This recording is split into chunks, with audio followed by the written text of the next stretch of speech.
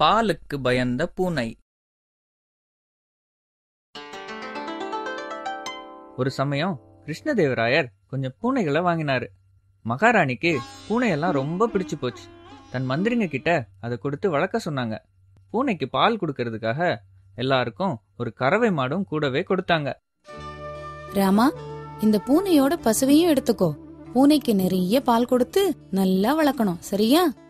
ஆகட்டும் மகாராணி, இந்த பூனைய நான் என் குழந்தை மாதிரி பாத்துக்கிறேன். கொஞ்ச நாளைக்கு அப்புறம் பூனையெல்லாம் எப்படி வளர்ந்துருக்குன்னு பார்க்க மகாராணி எடுத்துட்டு வர சொன்னாங்க. அதுல ராமனோட பூனை தான் ரொம்ப கொழு கொழுன்னு அழகா இருந்துச்சு.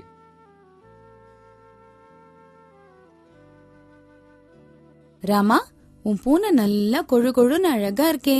இந்தா, உனக்கு தான் பரிசு.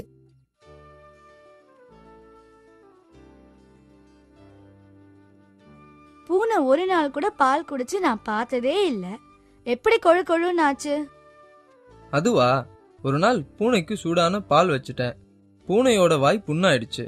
அதுல இருந்து அது பாலை குடிக்கிறத விட்டுட்டு எலிகளை சாப்பிட ஆரம்பிச்சிடுச்சு. இதனால நம்ம வீட்டுல எலி தொல்லை குறைஞ்சிடுச்சு. குழந்தைங்களுக்கும் சத்தான பால் கிடைக்குது.